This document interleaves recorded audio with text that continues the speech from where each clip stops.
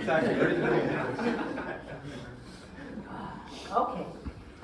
First of all, Dad would give me shit right now because these are just cheaters from Dollarama. It's only never plastic, always glass. They're plastic. Welcome, everybody. Oh, okay. It's been a tough week. It's been a hard week. It's been a hard week and it's been a fast week. We're all still trying to process what's happened here, and the love in this room is greater than anything we could all have wished for. So I just wanted to start with that. So thank you. For those who don't know me, most do, I'm Jody. I'm Dad's youngest, fourth born. My mom, Heather, and my siblings, Kim, Brad, Scott, and all of Dad's grandchildren, Joshua, Ryan, Adam, Jack, Macy, Turner, Bob, Laura, and Olivia. Would like to thank all of you for coming today to celebrate my dad and to honor him.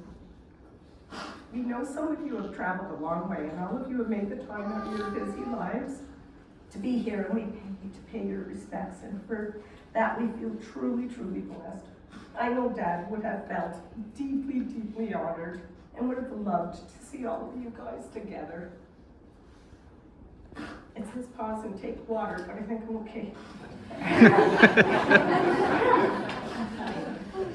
So, talk about how great Dad is, but maybe you guys don't know a little bit about his history and sort of how he grew up and things. So I'm here to give Dad a little bit of a synopsis of his life and what I know of it, and overall the conversations and fun talks we've had in the past. Rick was born in Toronto. He was the oldest of three boys. His sibling Harvey passed away not so many years ago. And we were happy to have his youngest sibling, Brian, here with us today. I'm sure Brian is back here. There he is. Brian. Thanks for coming, everybody. My father and Brian shared a reunion not many weeks ago, and I know my dad was truly, truly grateful. He had those moments to recount so many of their childhood memories with his brother.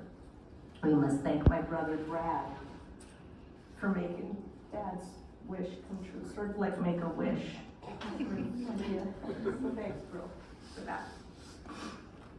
At the age of 16, Dad left home to carve out a future and a good life for himself. He traveled through many towns, taking on whatever work he could find.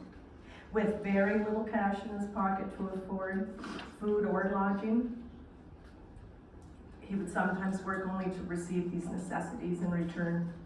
He would eventually move on to the next town in search of better work and a higher buck.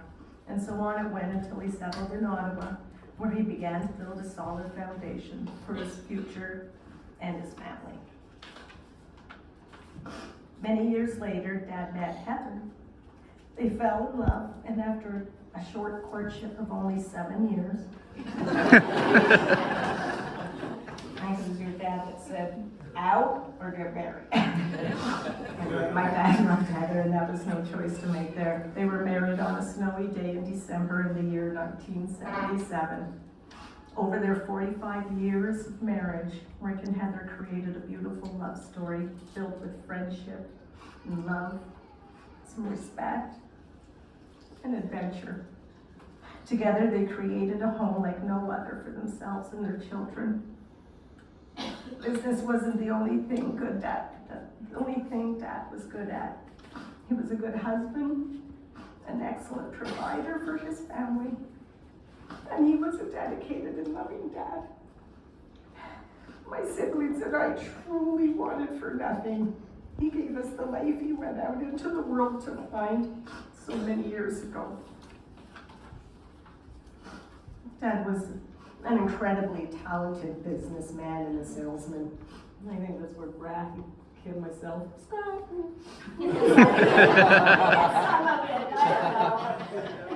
That's why I got in the government. He sure passed on that legacy to us. And he was certainly no stranger to hard work. Dad highly valued and respected people who shared these and many other similar traits. Some of you are actually here today, and I hope you know who you people are. After many long days and nights of commitment and determination, Turnell Associates was born. Dad was hugely successful with Turnell, and it was truly one of his many pride and joys. Along the way, Dad entertained many other business ideas, and he was certain that one day, one of these ideas would really hit big. I think he was gonna make the class. Does anybody here remember the music wallet? Right? You put the cassettes in this wallet, and then you put it on your dashboard, and everything melted very quickly. But it was a cool idea. Rick loved adventure and anything that went fast. You all know that. We grew up on the shores of the Mississippi Lake, and there was always a fast boat at the dock and even a faster car in the driveway. What I remember. Rick and Heather loved to entertain, and the many business functions and barbecues, and family and neighborhood parties that are shown on the pictures that were held at the lake is testimony to that. One of my fondest memories was watching Dad roll out the bar service and craft what became the famous specialty coffee known as the Mississippi Mud. You remember that? The fire and the hoopla. Yeah, growing up on the Mississippi are some of the fondest childhood memories my siblings and I share to this day. Dad was able to reenact many of those adventures we shared with his grandchildren. And truly what an honor and blessing that must have been for Dad. All of us had so many good laughs and cries over these past many weeks recounting the stories. Too many to share with you guys today, but perhaps one day in the not so distant future we can. Maybe at the lake at one of your places, right?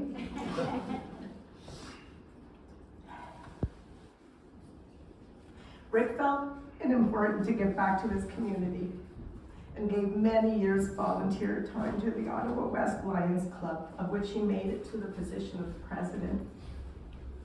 I think his vests are over there. Heather has one too. It's a testimony to his commitment there. Dad especially enjoyed delivering hundreds of Christmas food hampers to the less fortunate every year. He really loved that. He also was involved and a longtime member of the Mississippi Golf Course.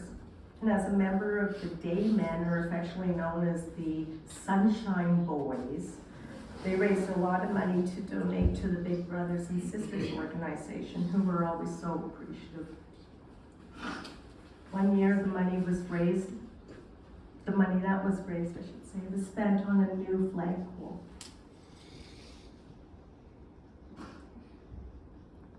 Sorry. That very same flagpole stands today, and it is at half-mast. Tom, Dad. Dad was also a hunter and a fisherman and a huge outdoor enthusiast. If you want to hear some crazy hunting stories and fishing stories, go talk to my brother. They spent countless hours together over the years fishing and hunting to their heart's content. Dad loved the four of us deeply and always told us how proud he was. Dad was quite pleased that we all turned out, in his words, relatively normal.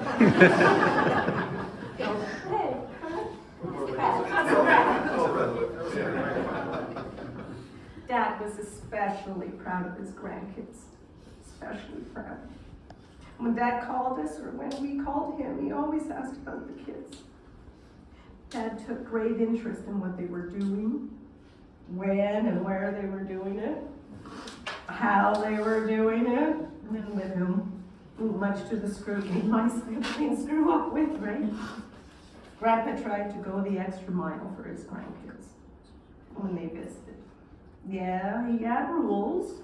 Yes, he had expectations, right? But those rules and expectations were always there for the kids' safety and their benefit. Being the insistent teacher that he was, he felt it important to instill lifelong lessons along the way.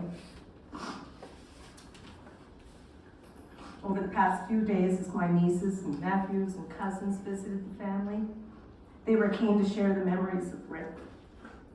One cousin mentioned that Ric taught him how to give and receive a firm handshake, and he believes to this day learning that played an integral role in landing that job. I also learned that being a great businessman and risk taker wasn't my father's only talents. My dad, I learned, was also somewhat of a counterfeiter. He forged fake IDs, so 3 of my girl cousins could go to the bar while visiting Ric and Heather in Florida. I wonder, who's before? Anyway, I was told to use the OHIP cards because he thought that the Americans probably wouldn't know what one looked like. So it's true, I got a picture on it, I guess.